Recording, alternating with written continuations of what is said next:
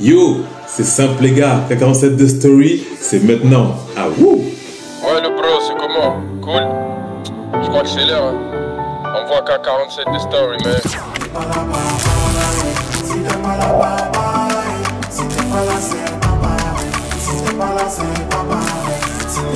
El balón arriba. Cuidado el larguero, se marchó otra vez el larguero. Bienvenue à bord de K47 de Story. Aujourd'hui, on va parler de comment décrocher un contrat cet hiver, mais pas que cet hiver, en vrai, dans tous les mercatos. C'est parti. Alors, vous savez, c'est important de pouvoir parler de moi, mais de parler aussi de vous, car on est finalement une équipe où justement, je vous parle de moi, mais j'aimerais aussi vous aider à pouvoir atteindre vos objectifs. Voilà pourquoi j'ai créé des formations, pour pouvoir vous aider à trouver des contacts, trouver des clubs, etc. Mais aussi à gérer la pression, à pouvoir une préparation physique, nutrition, bref, plein de choses pour que vous ayez le maximum d'éléments pour être la meilleure version de vous-même. Aujourd'hui, j'aimerais parler dans ce mercato hivernal de comment justement décrocher un contrat, comment maximiser, entre guillemets, les opportunités pour que vous puissiez avoir vous aussi votre contrat. Alors, comme vous le savez, premièrement, il faut avoir un CV sportif, c'est très important. Mais quand je dis un CV, c'est pas juste avoir une feuille blanche avec votre nom écrit. Non, il faut avoir quelque chose qui soit présentable. Un CV qui donne envie de pouvoir voir le joueur. Donc, un CV par exemple, vous pouvez mettre votre photo, vous pouvez mettre des statistiques si vous en avez. Mais le but, c'est de pouvoir rendre quelque chose d'assez agréable pour les yeux. Pourquoi? Parce qu'au final, quand on reçoit plein de CV, il faut que votre CV il fasse la différence. Parce que si tu en envoies plein, enfin, comme les recruteurs, ils en reçoivent plein, il faut que tu puisses te dire que, attends, je me mets à la place du recruteur, du coach, de l'agent, qu'est-ce qu'il aimerait voir? Ou qu'est-ce qui est déjà important? En fait, pour faire simple, ton CV, c'est ce qui te représente vis-à-vis de celui qui va le recevoir. Donc, si ton CV il est bâclé, c'est comme si tu envoyais un message bâclé. Donc, faites attention. Alors, je prends mon ordi, comme ça, je vais vous montrer un peu comment faire. C'est très simple, mais en même temps, c'est pas simple pour ceux qui ne l'ont jamais fait. Donc, quand vous allez sur Word, parce que moi j'utilise Word, il y a certains qui utilisent Canva, ça dépend ce que vous voulez utiliser, mais moi je préfère utiliser Word, c'est plus simple pour pouvoir faire votre CV. Vous avez normalement différents exemples, différents modèles. Prenez un modèle avec une photo, comme ça vous avez juste à pouvoir remplacer. Vous voyez, hop, on est créé, et là on est bon. Ici tu remplaces la photo, tu fais ton CV, et ça sort un CV comme le mien par exemple. Maintenant, moi, je n'ai pas forcément besoin de CV parce que la réalité, c'est que j'ai mon transfer market Qui est simplement la plateforme numéro 1 pour connaître la valeur des joueurs. Donc dessus, vous avez des joueurs professionnels, vous avez des joueurs semi-professionnels, par exemple tous les joueurs des catégories inférieures, surtout si le championnat est bien couvert par la plateforme. Vous avez des joueurs prometteurs ou des jeunes talents, par exemple les réserves de pro ou les U17 nationaux, U19 nationaux des clubs professionnels. Okay, ou même U19 nationaux tout court. Vous avez des joueurs internationaux dessus, mais aussi les jeunes, par exemple les U17 NAS de France, les U20 de France par exemple sont aussi dedans. Et vous avez aussi des joueurs qui sont bien médiatisés, qui peuvent être sur la plateforme. Donc c'est pas tout le monde qui peut être dessus. En général, les joueurs amateurs ne sont pas dessus. Tous les joueurs qui jouent dans des clubs locaux ou des ligues non couvertes par la plateforme sont généralement pas répertoriés.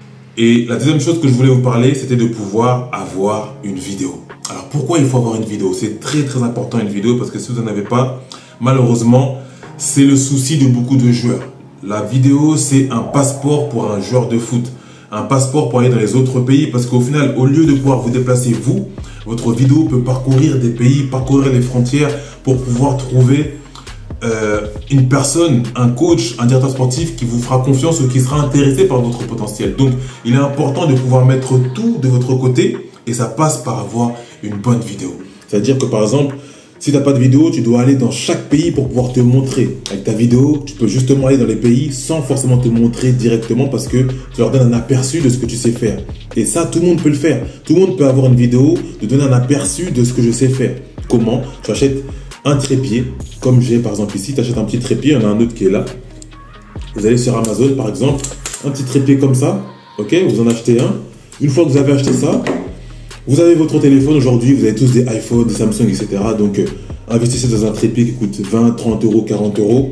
Et ensuite, si vous avez un seul ami, je pense qu'on a tous un ami, il vient vous filmer, ok, il vient vous filmer un match, 2 matchs, 3 matchs. Ensuite, toi tu mets le rythme qu'il faut sur le terrain, tu fais un petit montage et tu as une vidéo. Et c'est tout. C'est tout. C'est-à-dire qu'à défaut de ne pas avoir un transfer market et au moins une vidéo potable, maintenant il faut que vous puissiez faire votre part. Au final, ça dépend que de vous. Donc, une vidéo, ça permet vraiment de pouvoir aller là où normalement tu ne peux pas aller. Donc, il faut que vous compreniez que la vidéo, c'est très important pour un sportif et même pour toute personne. Quand tu veux donner un aperçu de ce que tu es, fais une vidéo. Donc, notez bien ce conseil, c'est très important. Maintenant, il faut savoir aussi comment monter une vidéo. Ça veut dire qu'une fois que tu as la vidéo, une fois que tu as le contenu, comment la monter? Ça dépend de ton poste. En fonction de ton poste, il faut que dans la première minute, on voie toutes tes qualités. Pourquoi? Parce que la première minute, c'est là où l'agent, le recruteur, le coach, le directeur sportif, le président, c'est dans la première minute qu'il va regarder ce que tu vaux. Donc, si dans la première minute, il n'a pas vu, entre guillemets, tout ce que tu vaux, bah, malheureusement, il ne va pas passer 3 minutes, 4 minutes à pouvoir regarder tes vidéos. Tu vois, une vidéo, il faut qu'elle dure déjà 4-5 minutes grand maximum. Mais en général, on regarde la première minute, on se dit déjà, est-ce qu'il a un bon toucher de balle? Est-ce qu'il s'est marqué? Est-ce qu'il sait faire ci, il sait faire ça? Et on peut te juger directement par rapport à la première minute. Donc, si tu as une bonne minute, en général, ça va être assez. Si tu es gardien de but, il faut qu'on puisse voir tes réflexes rapides, que tu aies une excellente communication, qu'on puisse voir ta capacité à lire le jeu, donc à anticiper les actions de l'adversaire, et aussi une bonne agilité, explosivité, donc de pouvoir bien faire des bons plongeons comme on aime. Si tu es défenseur, il faut qu'on puisse voir que tu aies une bonne lecture du jeu, que tu sois solide physiquement, qu'on puisse voir tes capacités à relancer proprement et un bon leadership. On peut le ressentir dans ta vidéo, alors montre-le, mets-le en valeur.